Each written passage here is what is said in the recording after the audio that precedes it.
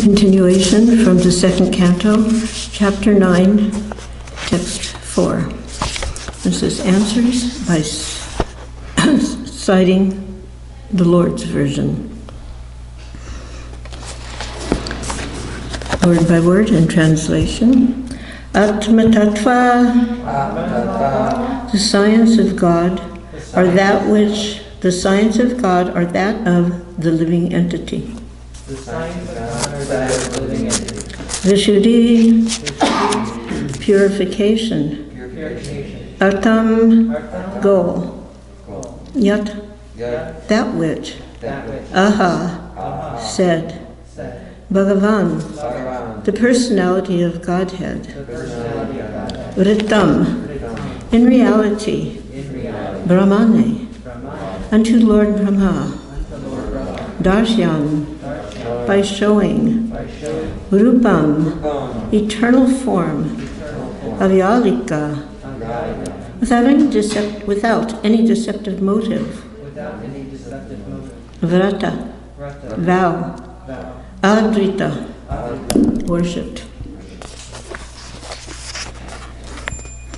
Atma Tattva Vishuddhyartam.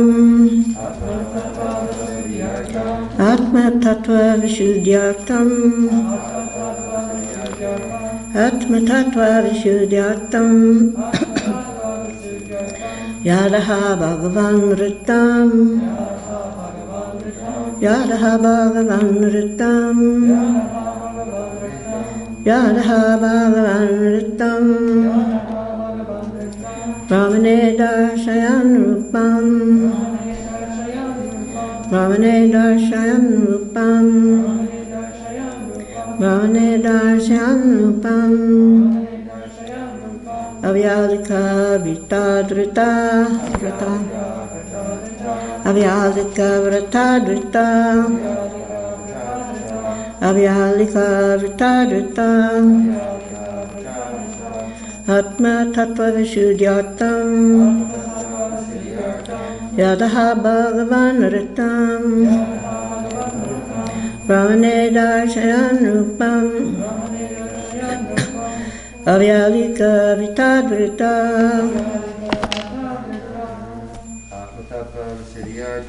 Atma Tattva Vishuddhyartam. Yadaha Bhagavan Ritam.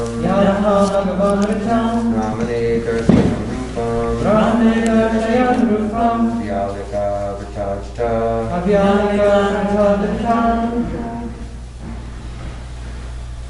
Atma Tattva Vishuddhyartam. Yadaha Bhagavan Ritam. Brahmane Darshayan Rupam. Avyalika Vitadrita.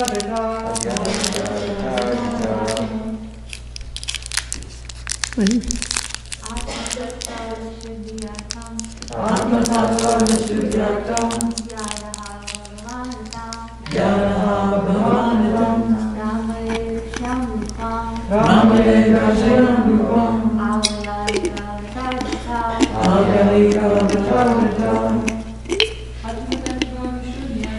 Atma Tattva Vishuddhyartam. Yadaha Bhagavan Ritam. Brahmane Darshayan Rupam.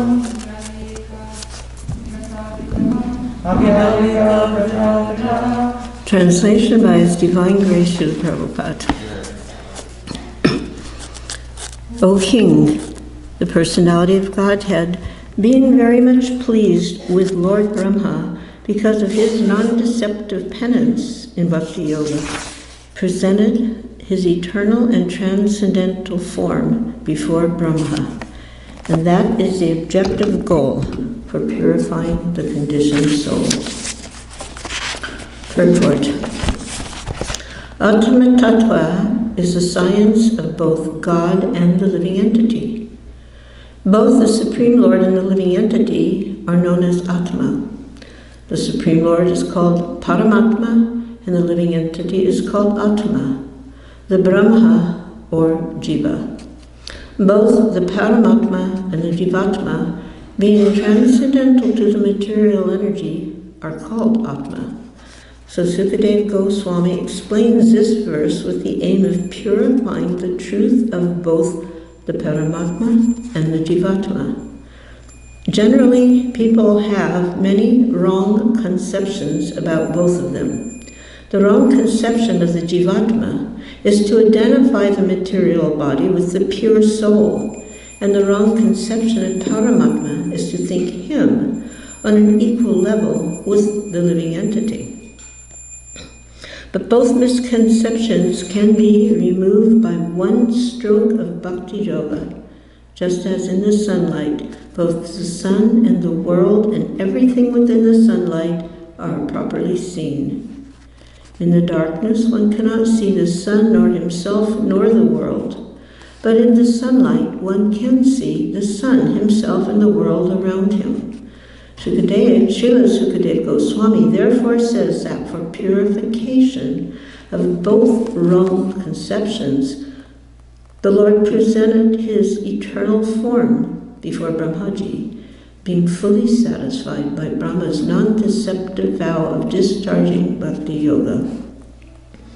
Except for Bhakti Yoga, any method for realization of Atma Tattva or the science of Atma will prove deceptive in the long run. In the Bhagavad Gita, the Lord says that only by Bhakti Yoga can one know him perfectly, and then one can enter into the science of God. Brahmaji undertook great penance in performing Bhakti Yoga, and thus he was able to see the transcendental form of the Lord. His transcendental form is 100% spiritual, and one can see him only by spiritualized vision after proper discharge of tapasya or penance in pure Bhakti Yoga. The form of the Lord manifested before Brahma is not one of the forms with which we have experience in the material world. Brahmaji did not perform such severe types of penance just to see a form of material production. Therefore, the question by Maharaj Parikshit about the form of the Lord is answered. The form of the Lord is Sat Chidananda, or full of knowledge, eternal, full of knowledge and full of bliss. But the material form of the living being is neither eternal, nor full of knowledge, nor blissful. That is the distinction between the form of the Lord and that of the conditioned soul. The conditioned soul, however, can regain his eternal form of knowledge and bliss simply by seeing the Lord by means of Bhakti Yoga. The summary is that due to ignorance, the conditioned soul is encaged in the temporary varieties of material forms. But the Supreme Lord has no such temporary form like the conditioned souls. He is always possessed of an eternal form of knowledge and bliss, and that is the difference between the Lord and the living entity. One can understand this difference by the process of Bhakti Yoga.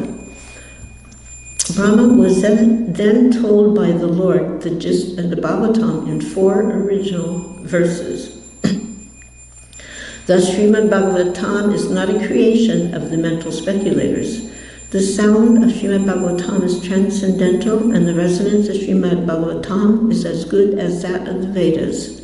Thus, the topic of the Srimad Bhagavatam is the science of both the Lord and the living entity. Regular reading or hearing of Srimad Bhagavatam is also performance of Bhakti Yoga, and one can attain the highest perfection simply by the association of Srimad Bhagavatam. Both Sukadeva Goswami and Maharaj Parikshit attained perfection through the medium of Srimad Bhagavatam. Please repeat. O King, the personality of Godhead. O King, the personality of Godhead. Being very much pleased with Lord Brahma, because of his non-deceptive penance in Bhakti Yoga, presented his eternal and transcendental form before Lord Brahma. And that is the objective goal for purifying the conditioned soul.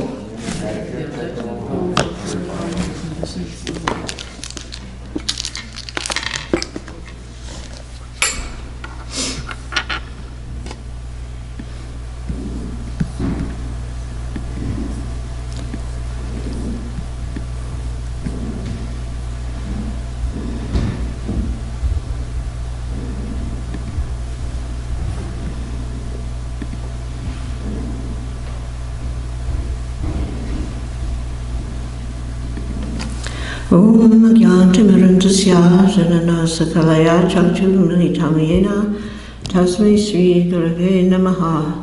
Nama Om Vishnu Padaya Krishna Pasaya Bhutale Srimate Bhaktivedanta Swaminiti Namane. Namaste Saraswati Devi Gauravani Pracharane Nirvishesha Sunyavadi Paskata Desatarane Sri Krishna Chaitanya Prabhu Nityananda Sri Advaita Sri Gadadhar Sri Vasadi Gaura Bhaktivinoda.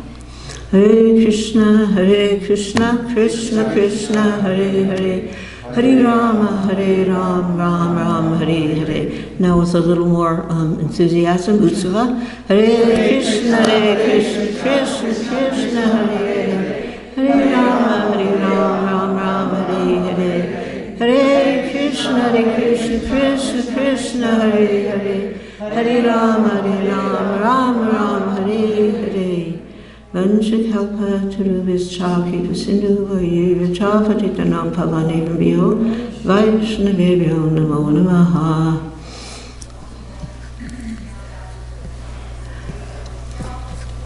So although there was an observance of Srila Prabhupada's disappearance a few days ago, the actual calendar date on the normal calendar that the rest of the world uses was November 14th, 1977.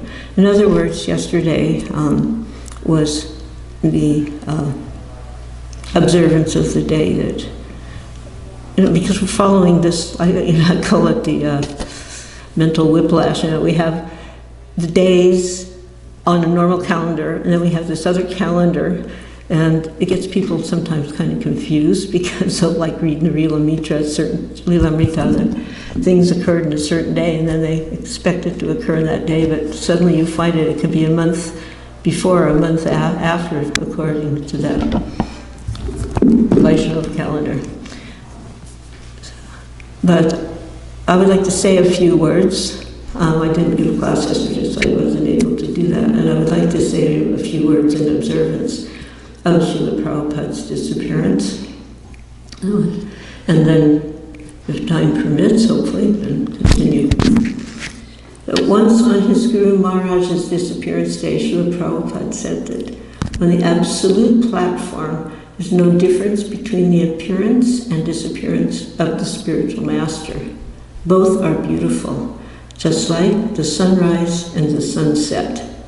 So although we feel separation, naturally, we feel separation. Within that separation, our remembrance of Srila Prabhupada is heightened, and thus we experience the beauty of his presence in separation.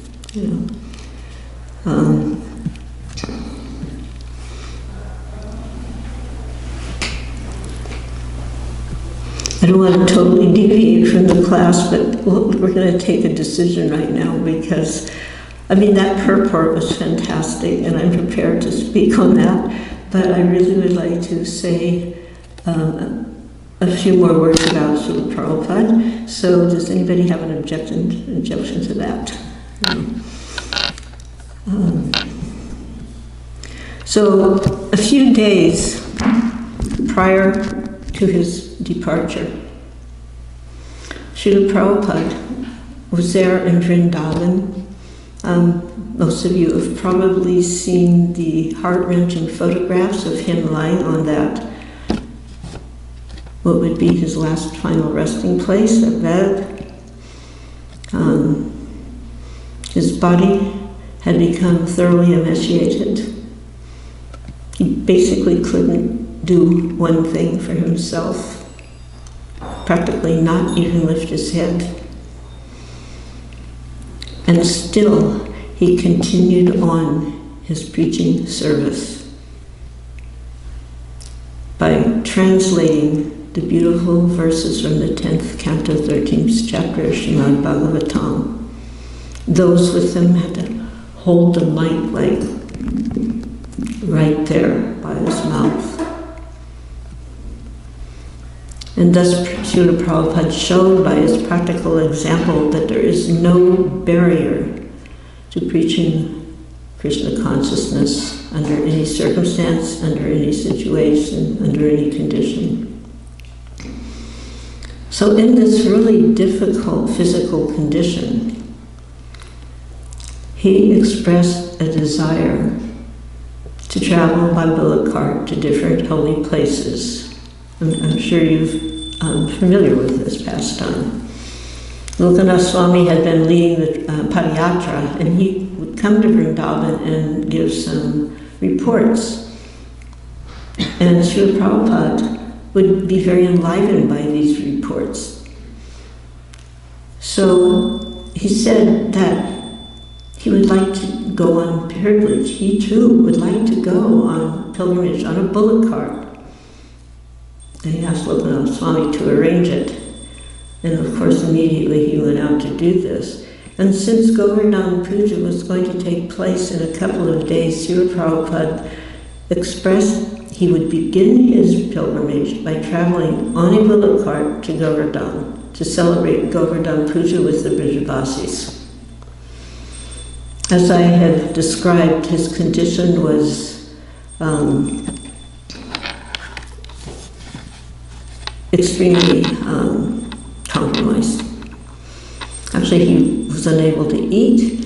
He would take just a sip of little liquid, no energy, and he would lie on that bed, and just sometimes with great difficulty he would speak softly, often so faintly that only those very close to him could actually hear his words.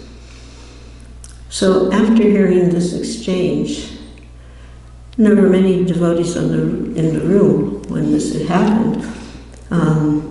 They went outside and they began to discuss. So, you know, his room's in Vrindavan, so coming outside in that little area.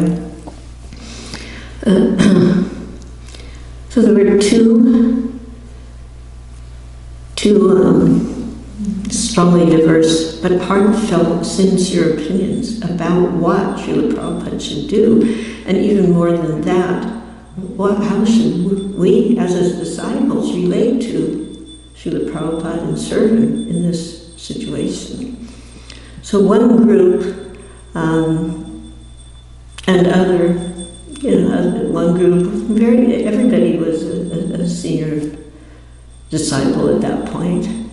And they felt they should just do what the spiritual master orders, and we shouldn't question the order, we should just execute it. But some of the other, also very senior disciples, many of whom had been personally attending to Srila Prabhupada's personal care and needs during this time of great physical compromise and deterioration, they felt that Srila Prabhupada's health would not sustain his travels on a bullock cart because he was so emaciated. It would be very painful for him. Even if they padded the bullock cart, these bullock carts, especially then, they were just wood. The tires were wooden. There was no suspension. If you've ever ridden in a vehicle without suspension, you know how painful that can be when you just even hit the tiniest bump. And at this point, the roads were not paved, and there were more potholes than they were roads. You can imagine.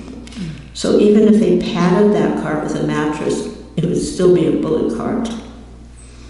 And any movement of that cart, due to the roughness of the roads, would jostle Srila Prabhupada, and he would feel pain. So and more so and worse than that, they feared that he might even give up his body on the way. So they didn't want him to be subjected to what they saw as certain pain and perhaps dire consequences.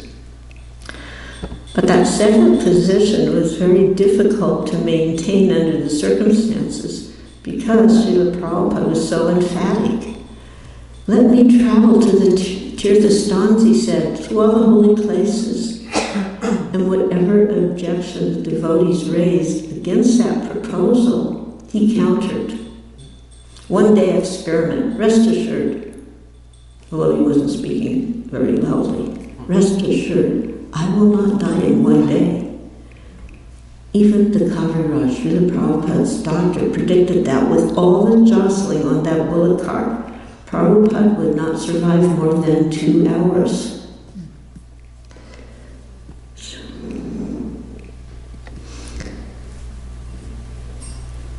So then it became even more intense.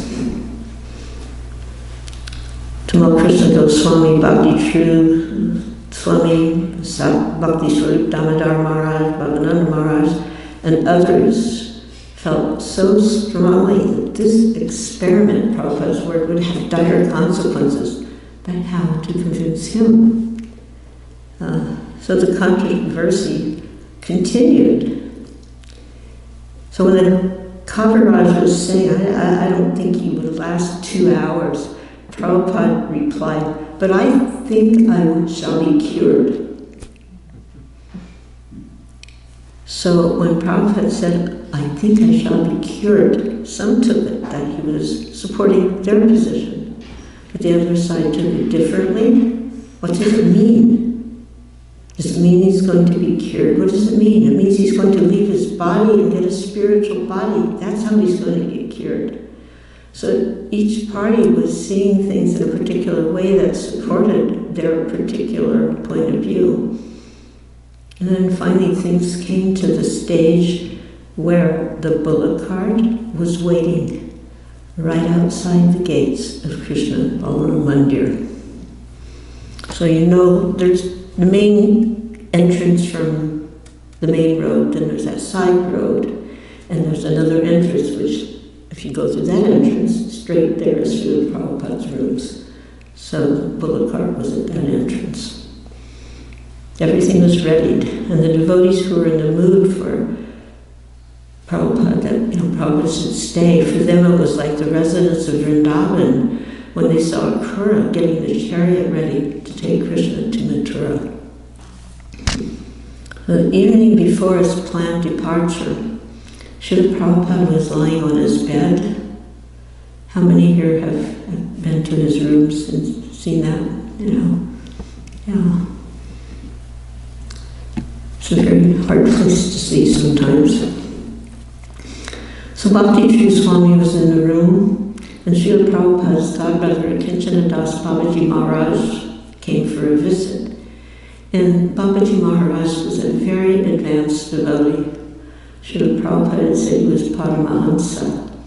He was always engaged in Harinam, absorbed in Harinam, and he was always very blissful. And he and Srila Prabhupada had an extraordinary relationship, very affectionate.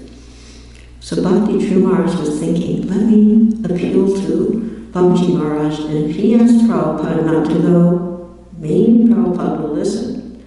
So he was speaking to Babaji Maharaj, and in the meantime, simultaneously, others were upstairs, Tamal Krishna Bhavananda, others were upstairs, and they had come into an emotional state. Prabhupada was aware of this, and when they came down, he looked up and he goes, so you request me not to go? And Tamal Krishna responded, Srila Prabhupada, well, you're getting so upset. 2 devotees told me that the road is so bad. If you go on this road, you're going to be jolted back and forth. The road's terrible. I can't understand it, Srila Prabhupada. Why does it have to be tomorrow that you go? Why do you have to go when you're in this condition? I don't understand. Just wait a little, get stronger. And Prabhupada suddenly said, all right, I will not go. And Bhavananda said, thank you, Srila Prabhupada. We were getting in too much anxiety. I could give a whole class on anxiety, because there's all kinds of anxiety. But even in Krishna consciousness, there's anxiety. But that anxiety is Krishna anxiety, and Srila Prabhupada said, that anxiety we want. But at this point, it was overwhelming. So when Prabhupada said, all right, I will not go, "Thank you, Srila Prabhupada. We were in too much anxiety." And Prabhupada replied, No, I cannot put you in anxiety. I shall do what you like. My left hand, my right hand, I cannot refuse." And then Tamal Krishna said, "Actually, Srila Prabhupada, we're so attached to you that you practically drive us to the point of madness sometimes. And tonight we were becoming mad." And Prabhupada replied, No, I shall not do that." And then he turned to Babaji Maharaj and he said, "Just see how much they love me." And Tamal said, "Srila Prabhupada, the way you deal with us sometimes simply deepens our attachment at every moment." And Prabhupada replied, "It is my duty." Very deep stuff was going on here. It is my duty. So for the devotees in the room, it was a jubilant occasion. Srila Prabhupada had agreed to wait. But when the news reached the other group, out there with the bullock cart, they were upset. They were saying, "This is not our duty as disciples to prevail upon our spiritual master. Our duty is to execute his will. He said he wants to go by bullock cart to Govardhan, and our duty is to arrange what he wants. Our duty is not to advise him or prevail upon him according to our perception." So that controversy was continuing even till the day of his departure.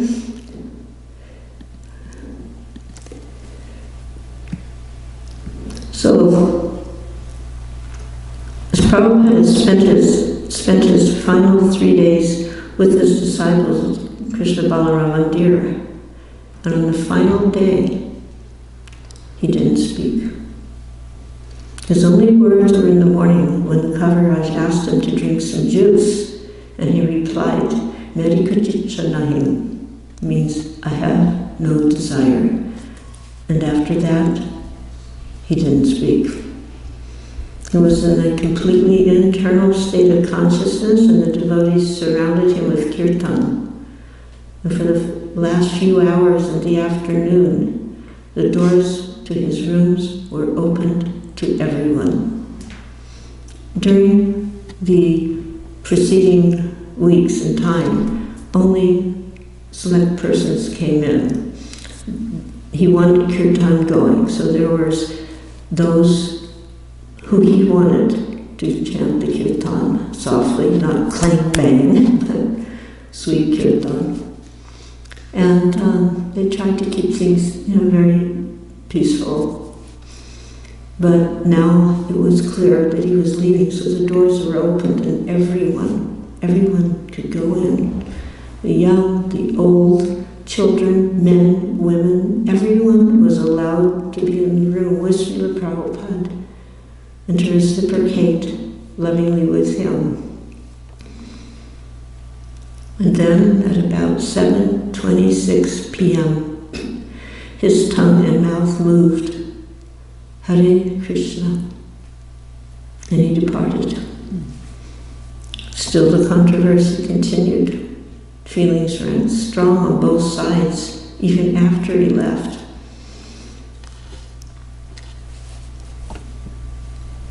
And then Giriraj Swami noticed. He was sitting, this was after all the formalities, having taken him, done all the proper rituals, etc. And then he had gone on the final parikrama in Vrindavan to all the temples and had been entered into the samadhi. So Giriraj Swami was in his room, found a little corner, and was chanting, and he noticed that this new volume of the Bhagavatam had just arrived. It had come a few days earlier, and it had been delivered directly to Srila Prabhupada's hands. It was a 10th canto, volume 2. And it had been especially made for Srila Prabhupada with very gold embossing. So he picked it up, he opened chapter 9. The chapter 9 is titled, Mother Yasoda Binds Krishna. So there was a verse that His Holiness Giriraj Swami, of course at that time he was brahmachari, felt that gave an insightful answer to this controversy. And this is what I really wanted to share. So 10.9.19, it is said, O Maharaj Purta, this entire universe with its great exalted demigods like Lord Shiva, like Lord Brahma and Lord Indra, is under the control of the Supreme Personality of Godhead. Yet the Supreme Lord has one transcendental attribute. He comes under the control of his devotees. We are singing about this every day during Damodar month. This was now exhibited by Krishna in this pastime. The pastime is encapsulated in the previous verse, so that's verse 18. Because of Mother Yasoda's hard labor, her whole body became covered with perspiration, and the flowers and comb were falling from her hair. When child Krishna saw his mother thus fatigued, he became merciful to her and agreed to be bound. So the spiritual master is a transparent via medium through which Krishna manifests himself. And of course in Braj Bhakti, the relationship with Krishna is different. In Braj Bhakti, Krishna exhibits his Nara-lila, this human life pastimes, in which there is a complete intimacy and a freedom between the devotees and the Lord. In the relationship between disciples and spiritual master, there's always an element of awe, reverence, and duty.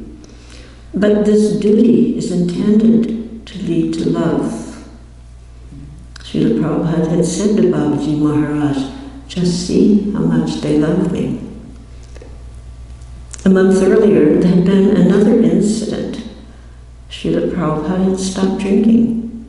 Previously, he had said that when his father wanted to leave his body, he had stopped drinking, and that it was a bona fide way to give up one's body when the time came. So Srila Prabhupada didn't make any announcement or anything. He just stopped drinking. He had a servant, Upendra Das, very sweet devotee, very innocent.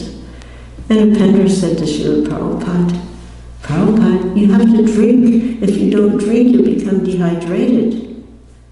And Srila Prabhupada said, oh, you want me to drink? Call the GBC. So this wasn't a joke, this was a very serious situation. That decision whether Srila Prabhupada should drink or not, it wasn't a small matter. So the GBC and the senior devotees, whatever GBC was there, came into the room. Prabhupada said, if I wanted to survive, of course I'll have to take something, but my survival means so many inconveniences. Therefore, I have decided to die peacefully. Everything's in the hands of Krishna, said Tamal Krishna, and that had been the mood coming from Srila Prabhupada. Everything depends on Krishna.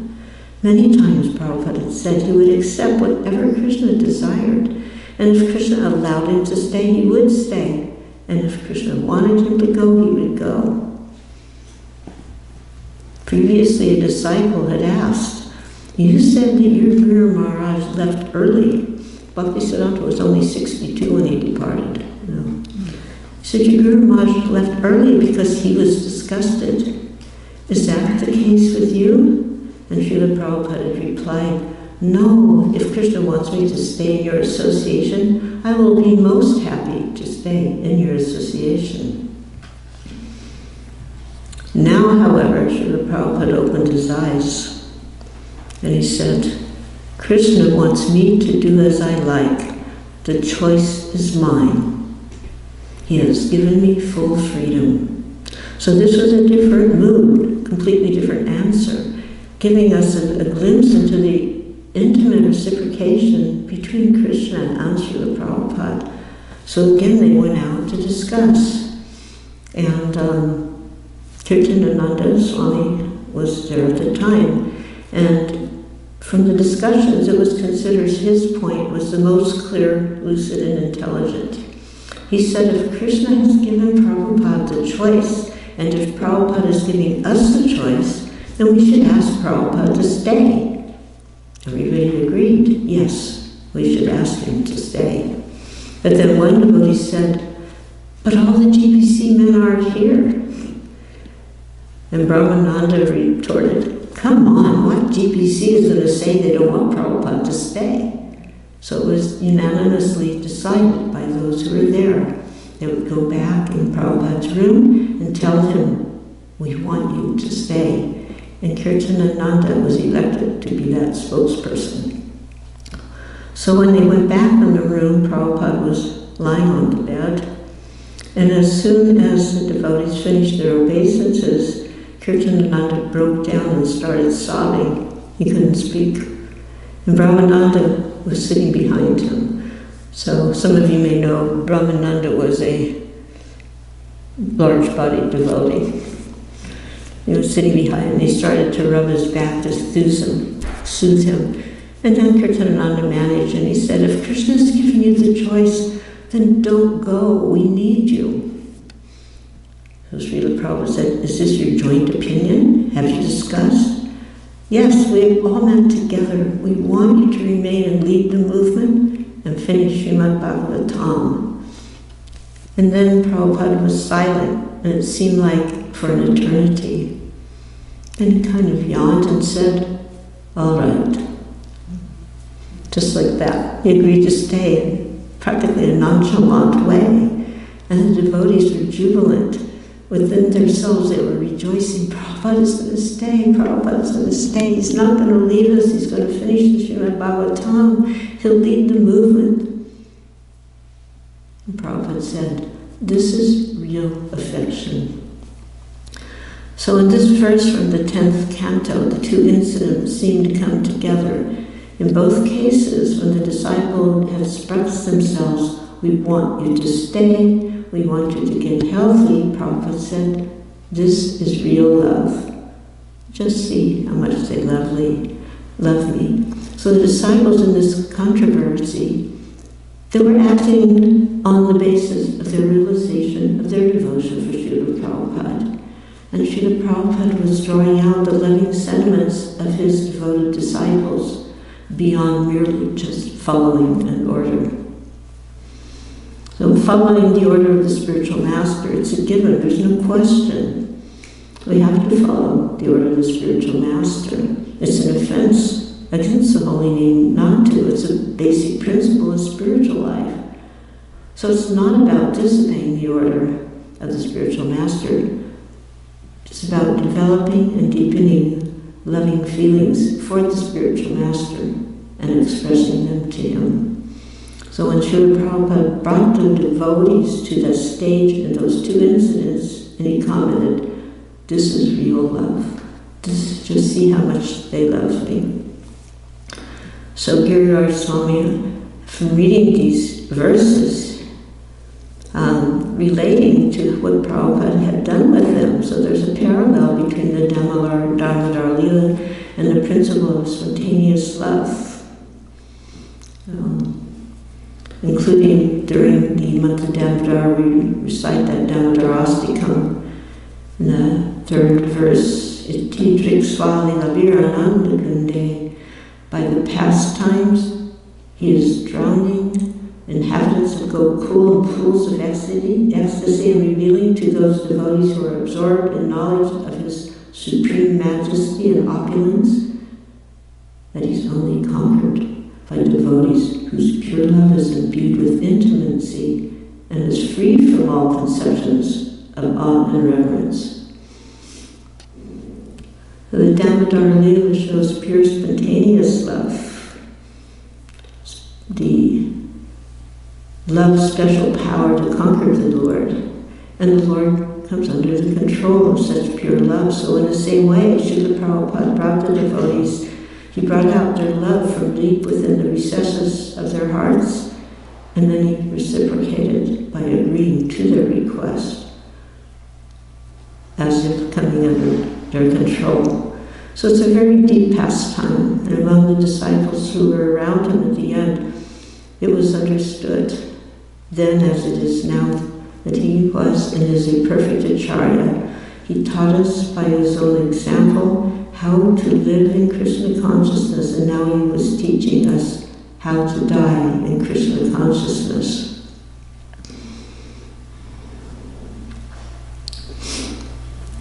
He was showing us how to die fully absorbed in Krishna consciousness, pushing forward the mission, even in his delicate condition, by translating and dictating those purports from the Bhagavatam. So, even though Srila Prabhupada has left his body, we always have that choice. Do we want him to stay with us or not? Although they've been going along with the mood, whatever Krishna wants was all right, when really what should have been in the hearts was we wanted him to stay. Sometimes maybe we want to be controllers and enjoyers, so that's always the question. Do we want the kingdom of God without God's representatives? Or do you want the kingdom of God with God and his representatives as their humble servants? So we can always pray at any time, any day to Srila Prabhupada that we will always remember this lesson and praying that to act in such a way he will be pleased to stay with each of us individually and collectively, and that we may be bound lovingly to his lotus feet eternally. His divine grace, Srila Prabhupada. Jai.